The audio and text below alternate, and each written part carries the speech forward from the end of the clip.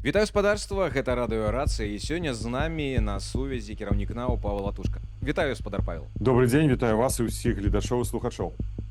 Рация. Ну што ж, 6 год прайшло з моманту нашай рэвалюцыі. І вось цікавая тэма, хацеў бы спачатку абмеркаваць. Каардынацыйнай радай была прынята рэзалюцыя аб круглым стале, аб выхадзе з палітычнага крызісу Беларусі. І вось даволі цікавы момант, як мне падаецца. Скажыце, як вы бачыце пачатак перамоваў з прадстаўнікамі рэжыму і пры якіх абставінах, на вашу думку, яны ўсё ж такі могуць пачацца? Ну, это адзін з галоўных вынікаў канферэнцыі. Трэба адзначыць, што спачатку гэтае рашэнне было прынята ў мінулым годзе аб'яднаным пераходным кабінетам. Это прапанавана намі як прадстаўніцтвам па транзіту ўлады. Ведаеце, я з'яўляюся прадстаўніком адказным у кабінеце менавіта за гэтае пытанне. Пазней мы ўнеслі на разгляд новага складу Коордынацыйнай рады. Вось напярэдадні палітычнай канферэнцыі была прынята абсалютнай большасцю галасоў гэтае рашэнне, і палітычная канферэнцыя, бо палітычная канферэнцыя таксама атрымлівалі ўсе рэзалюцыі з пацверджання з боку офіса Ціханаўскай. Палітычная канферэнцыя як бы падсумавала ўсе рэзалюцыі, сярод іх і рэзалюцыю па круглым стале. Як гэта можа пачацца? Ну, ведаеце, гэта пытанне, конечно, важнае, і на яго трэба даць адказ. Ну, сёння мы кажам пра круглы стол. Якія для яго павінны быць умовы? Вось, ну, на мой погляд, гэта павінна быць 4 умовы. Ну, першая умова – гэта павінен быць шматкомплексны, моцны, сильны крызіс у Беларусі. І ён ёсць эканамічны, ён ёсць сацыяльны, ён ёсць вонкавы, знешнепалітычны, ізаляцыя рэжыму. Павінна быць аб'яднаўчы фундамент. А пра што мы будзем гаварыць? Для нас самы галоўны выклік сёння – гэта незалежнасць дзяржавы. І на гэта ёсць згода. Ёсць згода большасці беларусаў. 97% беларусаў хочуць жыць у незалежнай дзяржаве. І я перакананы, што абсалютная большасць і дзяржаўнага апарата, номенклатуры так званы, таксама хоча жыць у незалежнай дзяржаве. Мір вельмі важны, да, каб Беларусь не ўцягнулі ў вайну. Вось гэта ёсць фундаментальная згода, пра якую можна гаварыць. Трэцяе, гэта нам важна асэнсаваць, ці ёсць сярод эліт, ну, умоўных эліт номенклатуры, прагматыкі, які разумеюць, што гэты шлях, якім вядзе Лукашенко нас сёння, прывядзе да страты незалежнасці, да інкарпорацыі Беларусі, знішчэння нашай дзяржавы. Частка такіх эліт ёсць. Я б нават сказаў, тое, што Лукашенко вызваляе палітвязняў, зразумела, што ў дыктатуры робіць рашэнне адзін чалавек, але іх рыхтуюць. Яго падбухторваюць, яму пішуць дакладныя запіскі. Я ведаю, як працуе гэта сістэма. Павінен МЗС напісаць, КДБ павінна рэзалюцыю там или меркаванне выказаць, кіраўнік адміністрацыі яго павінен напісаць. Так што ёсць чынавенства, якое разумее, што без вызвалення палітвязняў немагчыма зняць санкцыі. Калі немагчыма зняць санкцыі, крызіс будзе паглыбляцца. Ну і вось яшчэ адна умова, гэта аслабленне, і гэта галоўная умова, ослабление донора номер 1. А кто з'яўляецца донором номер 1 рэжыму Лукашенко? Российская Федерация. І тое, што зараз робіць Украіна, гэта дальнабойныя санкцыі, знішчэнне нафтаперапрацоўкі 35%, і яны далей будуць знішчаць, лагістыкі, калі пытанне можа ўзнікнуць з пастаўкамі там тавараў, харчавання, гэта будзе паглыбляць крызіс у Российской Федерации. І вось у гэты момант, чаму адбыўся круглы стол у Польшы? Таму што был аслаблены Савецкі Саюз. Ён не прыйшоў на дапамогу. І тады у кіраўніцтва тадышняга Ярузельскі, кіраўнік Кішак, міністр унутраных спраў, не было выхада. Яны селі за стол перамоваў з апазіцыяй. І вось гэтыя умовы павінны быць як бы выкананы, і тады гэта становіцца больш рэальным. Што важна яшчэ зразумець? Вось 2014-16 год нас навучыў. Тады у фокусе таксама была Украіна. Тады вялікую роль адыгрывала менавіта сітуацыя перамоваў, як выйсці з той агрэсіі, якую ажыццявіла Расія супраць Украіны. І сёння гэтае пытанне зноў на парадку дня. І вось калі мы уявім сабе сцэнар, што праз нейкі час, месяцы, можа год, адбываюцца перамовы па міру ва Ўкраіне. І ці павінны падчас гэтых перамоваў абмяркоўвацца Беларусь? Ну, напэўна, так. Бо з Беларусі была агрэсія. Беларусь сёння пагроза для Украіны. Украіна і для Еўропы, бо гібридная агрэсія супраць Еўрапейскага Саюза ідзе. Пытанне бяспекі для Еўропы зараз прыярытэту. Нават, на жаль, больш, чым правы чалавека. Перадусім яны ставяць пытанне бяспекі. Да? Гэта нумар 1. І вось у гэты момант можна і трэба і варта паставіць умовы Лукашэнку. Калі хочаш быць на перамовах, калі по міру, то важна, каб адначасова ў гэты момант прайшлі перамовы з грамадствам, з дэмсіламі по выхаду з крызіса, так званы круглы стол. Магчыма, нават у адзін той самы дзень, калі збіраецца саміт на вышэйшым узроўні, ну, умоўны Мінск-3, будзе не будзе, я ведаю пазіцыю Украіны, яны супраць.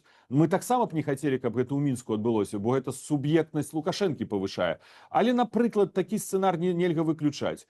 І адбываюцца перамовы. У той самы дзень адбываюцца перамовы па выхаду з глыбокага ўнутрыпалітычнага крызіса ў Беларусі. А гэта значыцца вызваленне ўсіх палітзвязняў, да значыцца аднаўленне грамадзянскага сектара. Гэта ўжо можна ставіць нейкія варункі і умовы, разумееце?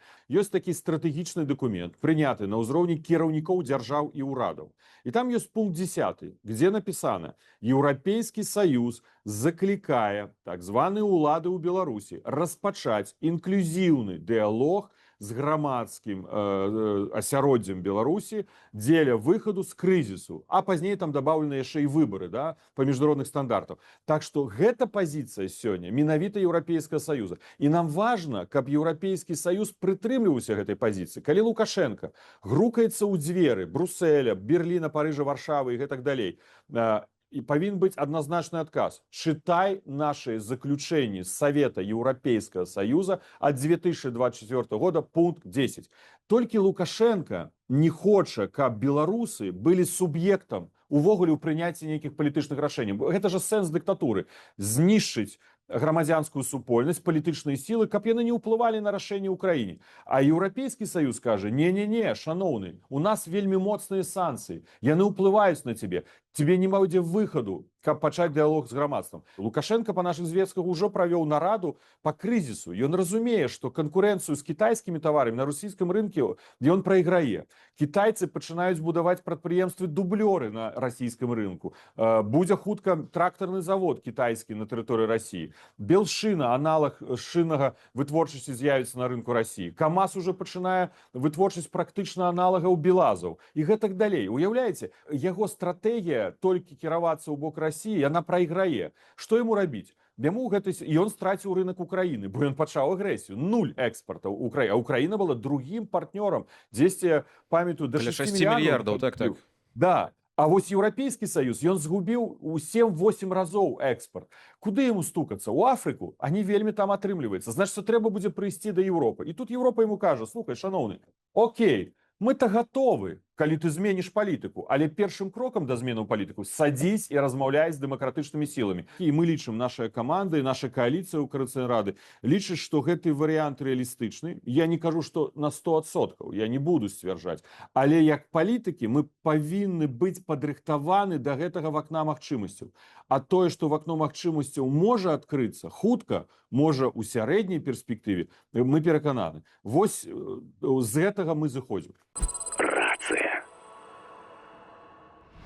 Спадарпал, вось ЗША наўпрост дамаўляюцца з Лукашэнкам. Прыязджае Коул, паразмаўлялі, і выходзіць партыя палітвязняў на волю. Санкцыі здымаюцца. Атрымліваецца, што вось стратэгія здзелкі аказалася больш эфектыўнай за стратэгію ціску, якую вы прасоўвалі астатнія гады. Ці можна так сказаць? Я сустракаў з амерыканскімі дыпламатамі вось на днях таксама. Мы размаўлялі пра гэта, мы рэгулярна сустракаемся. Я даволі шчыра ім кажу: дзякую вам за тое, што вы робіце.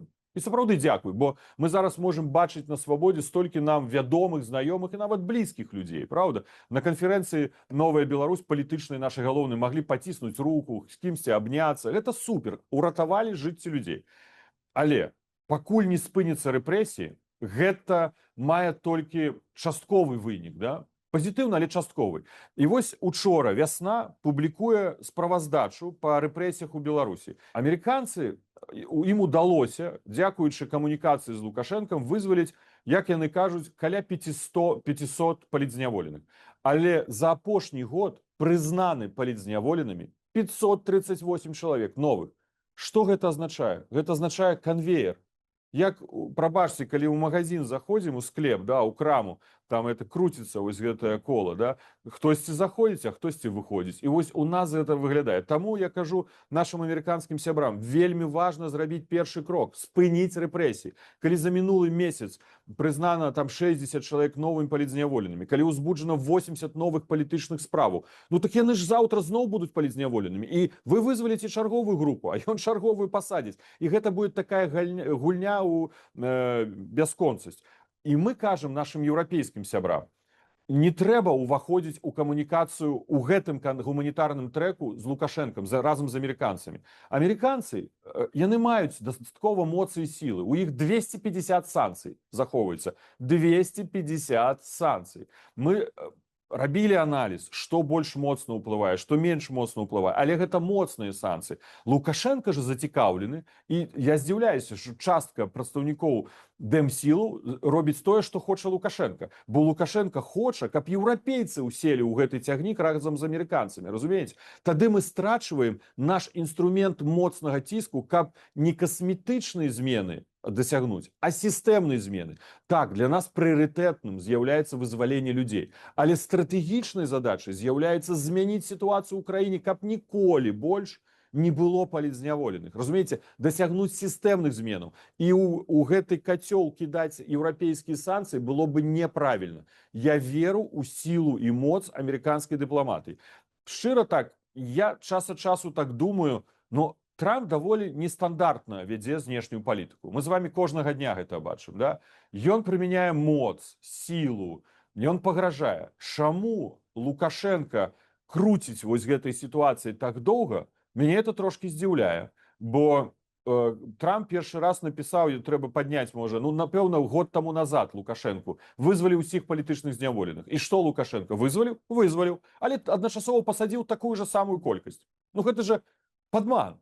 Ну, правда, падман. Яшчэ раз, радуемся за людзей, за іх жыццё, за іх здароўе, уратавалі. Але фактычна гэта ідзе такі падман. І тут, мне здаецца, амерыканцы маглі вельмі жорстка сказаць Лукашенку: хопіць хлусіць, хопіць падманаваць, стоп рэпрэсіям, і тады мы пачынаем размаўляць аб далейшых кроках, разумееце? Таму тут два трэкі павінна быць. Амерыканскі адзін, які дабіваецца вызвалення людзей, і дзякуй Богу, і будзем спадзявацца, яны гэта зробяць. І другі еўрапейскі трэк, які прымушае Лукашэнку да сістэмных зменаў. І таму на канферэнцыі я, звяртаючыся да спецпрадстаўнікоў МЗС краін па сувязях з дэмакратычным бюро, сказаў: нам патрэбны яшчэ большы ціск, бо калі не спыняюцца рэпрэсіі, калі ён працягвае агрэсію, і вы вядзеце асобны трэк, няхай Еўрапейскі Саюз вядзе асобны санкцыйны пакет за парушэнне правоў чалавека ў Беларусі. Бо з сакавіка 2025 года Еўрапейскі Саюз не вёў гэты пакет. Я двойчы уже напісаў Кая Калас лісты на гэты код.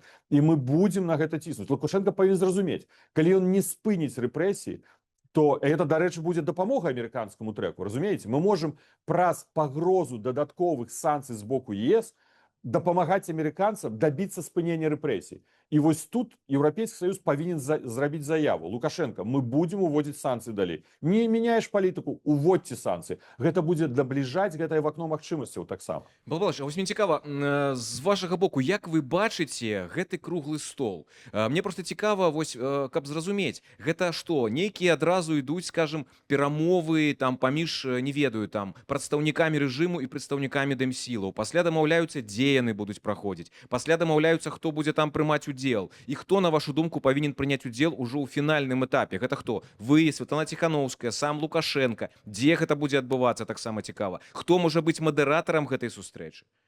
Каб не раздражняць нікога, я не буду называць ніякіх прозвішчаў, прабачце, апушчу гэтае пытанне. Я кажу пра інстытуты. Ёсць інстытут аб'яднаны пераходны кабінет на чале з Ціханаўскай, ёсць Коордынацыйная рада, і яны могуць фарміраваць сваіх прадстаўнікоў дэлегацый. Калі мы кажам пра шырэйшы дэмакратычны рух, гэта прадмет кансультацый. Дзе і як, я агучыў адзін з варыянтаў. Калі адкрываецца перамоўны працэс па міру ва ўкраіне, і сусветныя лідары будуць збірацца, напрыклад, не выключаю ў Мінску, але тым больш, калі яны будуць у Мінску, тым больш трэба ставіць умову. Лукашенко, мы не прыедзем, пакуль там сядзяць палітзняволеныя. Не прыедуць еўрапейскія лідары. Ні Мерц не прыедзе, ні Макрон не прыедзе, ні прэм'ер Брытаніі не прыедзе. Яны павінны гэта яму праартыкуляваць. Вызваляй. І пагадзіцеся, што ён можа зрабіць гэта за адзін дзень. Ну, за один день он прымець гэтае рашэнне вызваліць усіх, да? І умова наша садзіць за перамовы. Чаму б не сустрэцца ў мінску? Калі гэта трэцяя краіна, ну ось называўся, напрыклад, там Казахстан ці там, ну Казахстан это сёння расіяне агучылі, да? Я чуў дарэчы да гэтага, што Казахстан прапановаў. Лукашенко вельмі хоча прыцягнуць перамовы ў Мінск. Это яго сверхзадача, да? Ён думае, што гэта ўратуе яго ад крымінальнай адказнасці, там ён ачысціць свой забруджаны кров'ю беларусаў, украінцаў, там не ведаю, строй, касцюм, але калі не ў Беларусі, то таксама тым больш. Чаму? Робім у той же час, у той же дзень гэтай перамовы. Рацыя. Павел Павлович, наколькі я разумею, папраўце мяне, калі я памыляюся, што вы кажаце пра тое, што трэк круглага стала не можа ісці асобна, а толькі падчас перамоваў па спыненню вайны. Я правильно вас зразумеў? Не, я так не сказаў. Не зусім так. Зразумела, што он можа ісці асобна, але усе мне кажуць, гледачы зараз напішуць у каментарах: ну, Павел Павлович, ну што вы расказваеце сказкі, байкі, да? Што Лукашенко ж не пойдзе на перамовы. Я згодны, не пойдзе, ён не хоча, ён нават адказаў. Церцель же ўжо выходзіў перад Новым годом, сказаў: вот нам тут беглые написали обращение по поводу переговоров, круглый стол они хотят. Они хотят как он сказал, Майдан, да? Но Церцель врет. По той простой причине, что мы не хотим Майдана. Мы не хочем Майдана, бо мы разумеем, что Лукашенко в 2024 году подписал поразумение с Российской Федерацией. Вот адпаведна с гэтым пагадненнем, калі ў Беларусі протесты, Лукашенко может запросить российскую армию, артыкул 5 гэтай дамовы, для подавления протестов на территории Беларуси. Лукашенко не может накіраваць беларускую армию ў Москву для подавления протестов, а Путин может ў Мінск накіраваць. Таму правакаваць гэта было бы нелагічным, неправильно. Вось. Таму, конечно, ён можа адбыцца і да гэтых мірных перамоў, но гэтага не хоча Лукашенко. Но ён вельмі хоча быць у перамовах. Разумееце, у перамовах па міру. І вось калі ты хочаш быць у перамовах па міру, а калі тым больш ты захочаш, а мы ведаем, што он уже з Путиным дамовіўся пра гэта. Путин же выйшаў пасля Валдая і прямо сказаў, што я благодарю, значит, Беларусь, которая предоставила нам возможность перевести переговоры по Украине в 2022 году в Минске. Он фактологически ошибку допустил. Не в Минске переговоры были, а в Беловежской пуще и в Гомельской области. Тогда было 2 раунда переговоров. Помните, прилетали в начале войны делегации украинские, поляки еще спецназ сопровождал. Потом он говорит: и мы помним, Путин продолжает, о том, что сделала Беларусь для нас раньше по переговорам по Донбассу. Это он имеет в виду Минск-1 и Минск-2.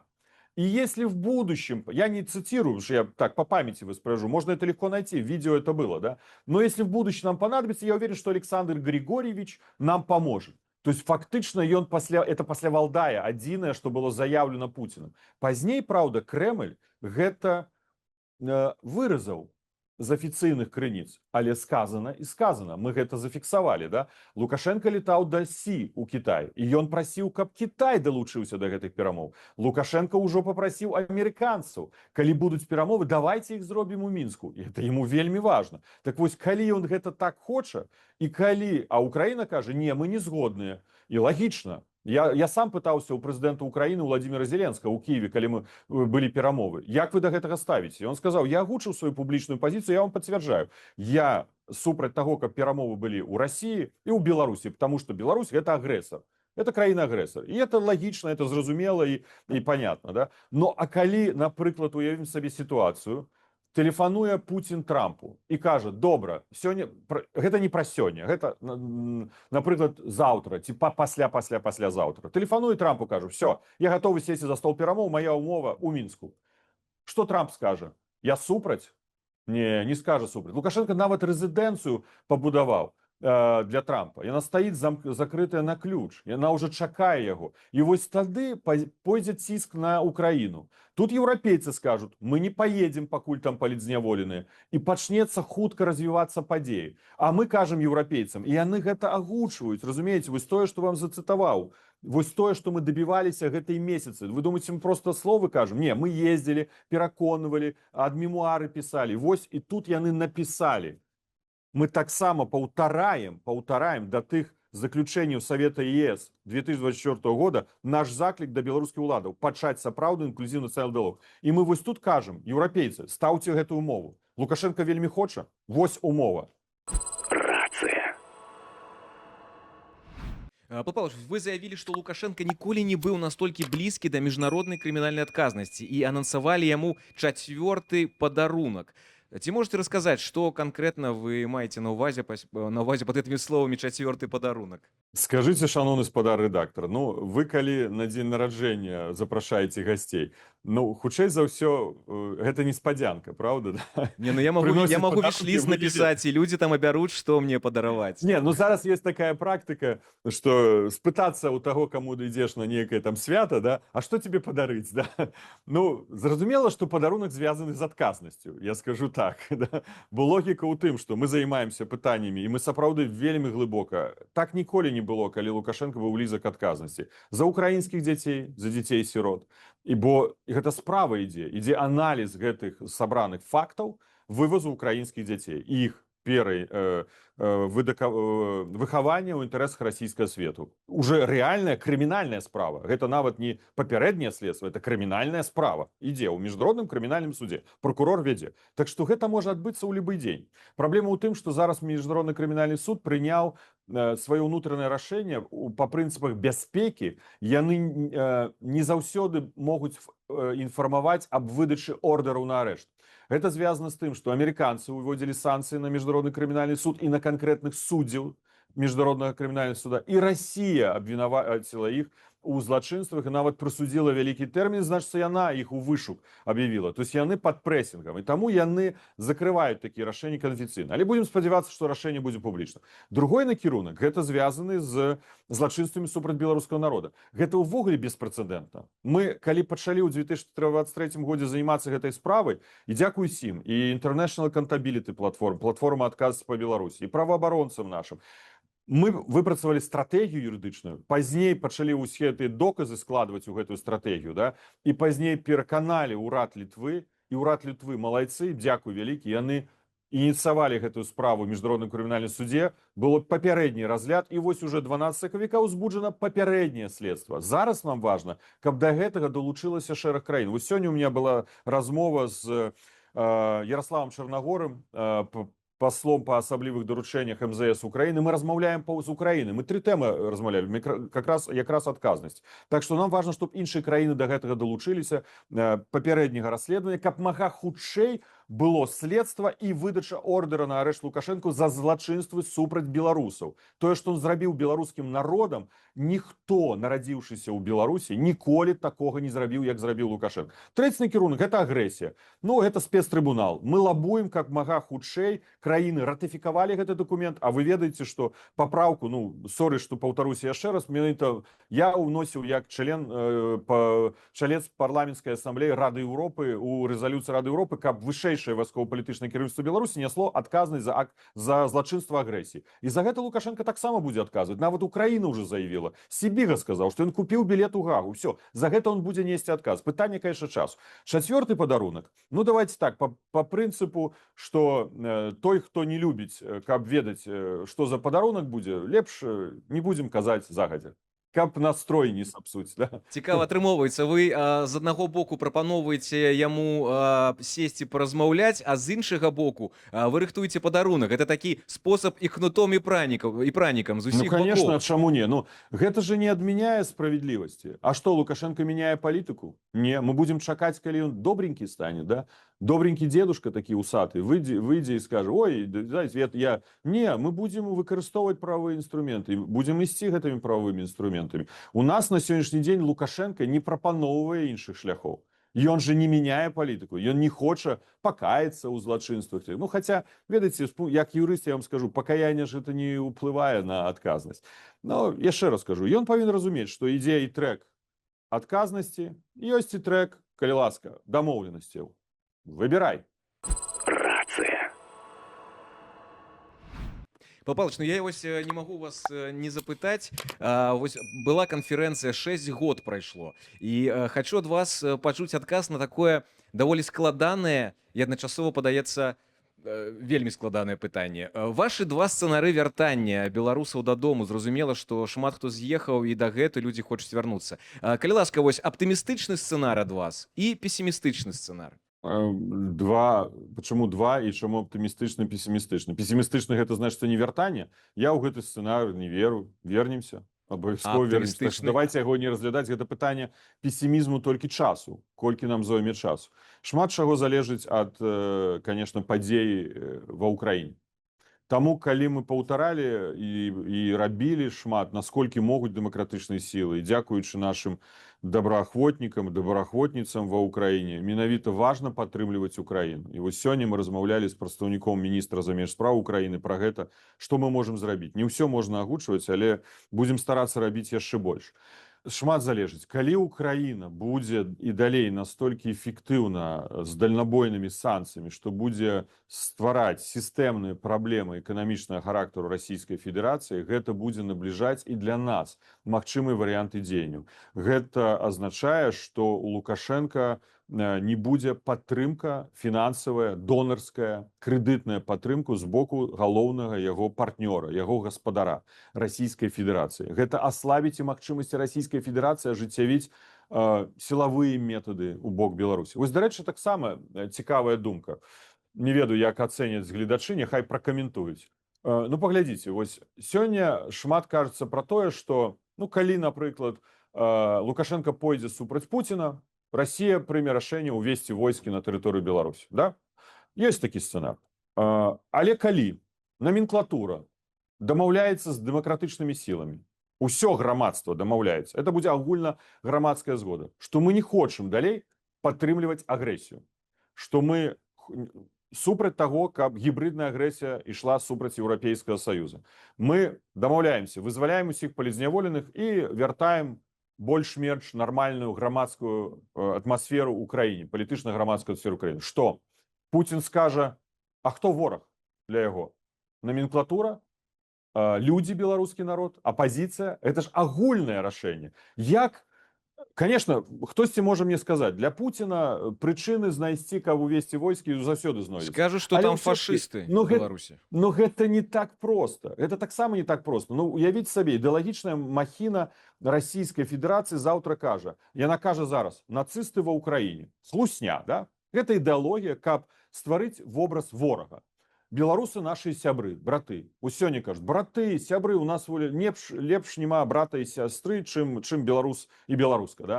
Заўтра мы дамаўляемся і кажам, не хочам мы ваяваць і падтрымліваць агрэсію, бо фактычна же ваюем таксама, правда, супраць Украіны. Не хочам вытворчасцю гэтай зброі занимацца. І што Путін заўтра даш каманду крамлёўскай прапагандзе сказаць, беларусы таксама нацысты.